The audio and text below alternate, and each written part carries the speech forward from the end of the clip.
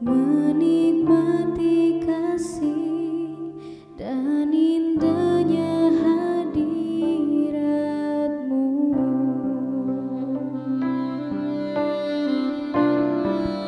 Hadirat-Mu Tuhan, ku rasakan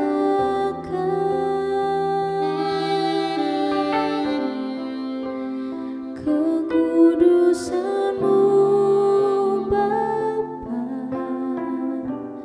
penuhiku.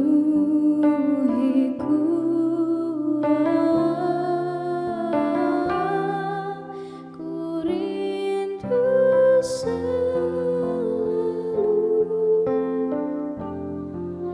diam dalam bait-Mu,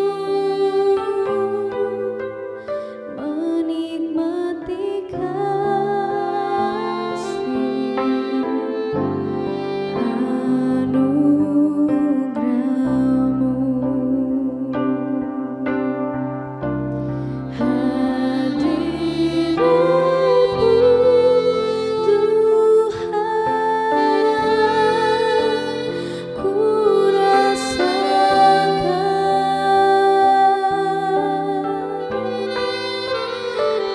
kekudusan-Mu Bapa,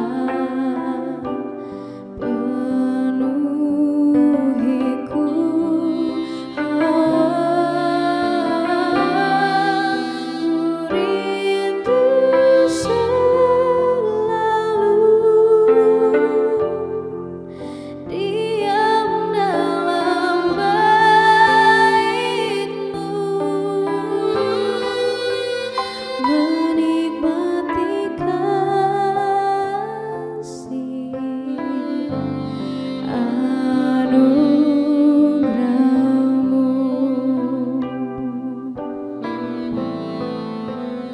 Menikmati kasih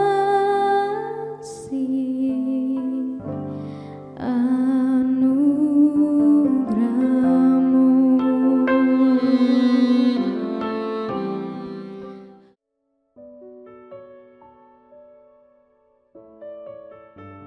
Puji Tuhan, Shalom saudara-saudara yang dikasihi Tuhan. Hari ini kita jumpa lagi dalam anugerah Tuhan yang besar. Saya akan menyampaikan firman Tuhan dengan tema pentingnya kehidupan yang taat kepada firman Allah. Kita akan baca firman Tuhan dalam 1 Samuel 15 ayat 22. Tetapi jawab Samuel, apakah Tuhan itu berkenan kepada korban bakaran dan korban sembelihan, sama seperti kepada mendengarkan suara Tuhan? Sesungguhnya mendengarkan lebih baik daripada korban sembelihan, memperhatikan lebih baik daripada lemak domba-domba jantan. Sebab pendurhakaan adalah sama seperti dosa bertenung, dan kedegilan adalah sama seperti menyembah berhala dan terafim. Karena engkau telah menolak firman Tuhan, maka Ia telah menolak engkau. Saudara-saudara yang dikasihi oleh Tuhan, persembahan apapun tidak ada artinya tanpa ketaatan kepada firman Tuhan. Ya. Sebab semua korban sembelihan yang tidak disertai ketaatan sia-sia. Mungkin juga kita sudah berkorban, kita sudah beribadah, saudara-saudara. Tetapi dalam kehidupan kita akhirnya tidak mentaati firman Tuhan, maka semua yang kita lakukan itu sia-sia. Allah kita adalah pencipta segalanya. Ketaatan akan menciptakan hubungan kita dengan Tuhan, dengan Bapa kita di surga. Suatu hubungan yang harmonis. Ketaatan itu adalah standar yang memisahkan orang Kristen sejati atau tidak. Apakah benar orang itu mengasihi Tuhan atau tidak? Itu sangat ditentukan oleh ketaatan kita kepada firman. Jadi menentukan apakah kita berjalan dalam berkat-berkat Tuhan atau kutuk. Apakah kita memiliki kehidupan kekal di surga atau kehidupan kekal di neraka. Itu sangat tergantung dengan ketaatan kita kepada firman Tuhan. Saudara, dari Kejadian sampai Wahyu, Tuhan hanya menuntut satu hal kalau kita baca Alkitab, yaitu menyenangkan Dia dengan hidup menurut firman Tuhan atau hidup dalam ketaatan. Saudara yang dikasihi Tuhan, dalam Yeremia 7 ayat 23 di sana dikatakan, hanya yang berikut inilah yang telah kuperintahkan kepada mereka. Dengarkanlah suaraku, maka aku akan menjadi Allahmu dan kamu akan menjadi umatku. Dan ikutilah seluruh jalan yang kuperintahkan kepadamu, supaya kamu berbahagia. Jadi saudara-saudara yang dikasihi Tuhan, satu hal yang Tuhan rindukan, supaya kita menjadi pribadi-pribadi yang taat. Sebab kalau kita melihat dalam Alkitab, apa yang terjadi kepada orang-orang yang tidak taat. Ya, contohnya saja Raja Saul yang telah kita baca tadi. Dia akhirnya ditolak oleh Tuhan sebagai Raja Israel dan menggantikan posisinya kepada hambanya Daud. Hanya karena tidak dengar-dengaran kepada Tuhan. Tuhan suruh A, dia lakukan B. Demikian juga kalau kita membaca Alkitab Nabi Yunus. Yunus akhirnya kita melihat menderita di perut ikan selama 3 hari. Karena tidak dengar-dengaran dengan apa yang menjadi perintah Tuhan. Tuhan suruh dia pergi ke Nineve untuk memberitakan firman. Tetapi dia pergi ke Tarsus. Dan akhirnya bencana terjadi dalam perjalanan. Jadi saudara-saudara, sangat penting ketaatan itu saudara ya. Sangat penting.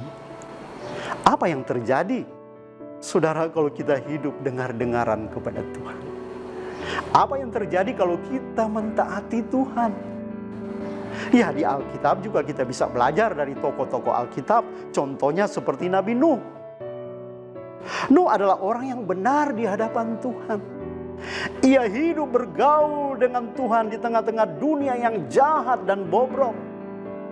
Pada masa itu kejahatan manusia di bumi semakin besar dan kecenderungan hatinya hanyalah melakukan kejahatan. Karena itu saudara-saudara, kalau kita baca Alkitab, Tuhan murka, Tuhan marah kepada manusia pada waktu itu.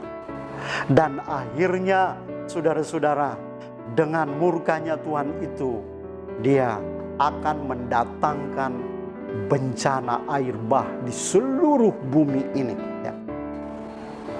Tetapi Tuhan menyelamatkan Nuh dan keluarganya. Karena itu Tuhan menyuruh untuk membuat sebuah bahtera yang mampu menampung Nuh dan keluarga dan sejumlah spesies hewan yang ditentukan Allah supaya tidak punah pada waktu itu. Dan apa yang terjadi? Alkitab berkata, Nuh taat kepada firman Tuhan. Nuh tidak membantah, Nuh tidak tawar-menawar dengan Tuhan. Tetapi apa yang difirmankan Tuhan kepada dia, dia lakukan saudara-saudara. Dan akibat ketaatannya, Nuh diberkati oleh Tuhan. Ya, Nuh diberkati oleh Tuhan ketika banjir besar, air bah melanda dunia ini. Nuh dan keluarganya selamat. Saudara, betapa indahnya kalau kita mau hidup dalam ketaatan. Ya. Allah pasti memberkati hidup kita. Ya. Yang berikut kita melihat tokoh yang berikut adalah Abraham. Allah memanggil Abraham untuk mengadakan perjanjian dengannya. Allah memanggil Abraham keluar dari negerinya Ur Kasdim dan pergi ke suatu negeri yang ditunjukkan Tuhan, yaitu tanah Kanaan. Saudara yang dikasihi Tuhan, Alkitab berkata, dan Abraham mentaati panggilan Tuhan ini. Sekalipun saat itu Abraham belum mengetahui tempat yang ia tuju. Abraham juga taat pada perintah Tuhan untuk mempersembahkan Ishak. Secara manusia sakit, saudara-saudara, ya. Ini anak yang dikasihi, anak yang dia minta kepada Tuhan, dan Tuhan memberikan anak, dan Tuhan telah berjanji melalui anak ini keturunan Abraham akan seperti bintang di langit banyaknya dan seperti pasir di pantai laut, saudara-saudara. Tapi kita melihat Abraham taat dan mempersembahkan Ishak kepada Tuhan karena ia percaya bahwa walaupun Ishak dibunuh, Tuhan akan sanggup membangkitkan Ishak dari kematian. Melalui ketaatan Abraham kepada Allah, Tuhan memberkati Abraham berlimpah-limpah dan membuat keturunannya menjadi banyak. Saudara yang dikasihi Tuhan, demikian juga tokoh yang ketiga, yaitu anaknya Ishak. Ketika terjadi suatu ketika kelaparan di tanah Kanaan, maka Ishak pergi ke Gerar kepada Abimelek, raja orang Filistin. Di situ Tuhan berfirman kepada Ishak agar ia tidak usah pergi ke Mesir, tetapi tetap tinggal sebagai orang asing di Gerar. Sebab ia akan menyertai, Tuhan akan menyertai dan memberkatinya. Rupanya saat itu Ishak hendak pergi ke Mesir untuk menghindari kelaparan di tanah Kanaan. Namun setelah mendengarkan perintah Tuhan, saudara-saudara, bahwa dia tidak perlu ke Mesir, tetap tinggal di Gerar saja, Ishak lagi-lagi kita lihat di sini mentaati, mendengarkan apa yang menjadi firman Tuhan, yaitu dia tetap tinggal di Gerar. Dan apa yang terjadi, saudara-saudara? Dan ternyata di Gerar penyertaan Tuhan dan pemeliharaan Tuhan sungguh nyata dalam hidup Ishak. Ishak mulai menabur di situ, dan dalam tahun itu juga Alkitab berkata ia mendapat 100 kali lipat. Ishak menjadi kaya dan semakin kaya. Ishak menjadi orang yang lebih berkuasa di tanah Gerar pada waktu itu, sekalipun ia adalah seorang pendatang, saudara. Luar biasa. Jadi saya mau berkata di sini, saudara-saudara, marilah kita hidup taat kepada Tuhan. Mari kita ikuti Tuhan kita Yesus Kristus. Alkitab berkata, Dialah yang adalah Allah pencipta langit dan bumi. Dia rela taat dan menderita sampai mati di kayu salib. Saudara-saudara, ketika saya taat, Tuhan memberkati hidup saya. Mari saudara-saudara, taatlah kepada Tuhan. Maka segala jeripayah dan segala ibadah saudara tidaklah sia-sia. Tuhan pasti memberkati kita. Puji Tuhan, kiranya firman ini menjadi berkat bagi kita semuanya.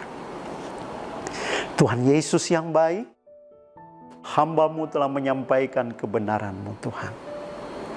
Kami telah melihat anugerah dan kasih setia Tuhan, berkat Tuhan yang luar biasa kepada mereka-mereka yang dengar-dengaran kepada firman Tuhan.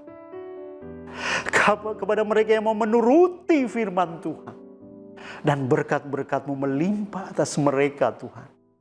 Oh Tuhan, jamalah kami semua yang mendengarkan khotbah ini, agar kami semua juga menjadi pribadi-pribadi yang bukan memberontak kepada Tuhan, tetapi menjadi pribadi-pribadi yang dengar-dengaran dan mau mentaati firman Tuhan. Tuhan, terima kasih Tuhan Yesus. Biar kami menjadi pribadi-pribadi yang diberkati Tuhan. Terpujilah Tuhan selama-lamanya. Dalam nama Yesus. Amin.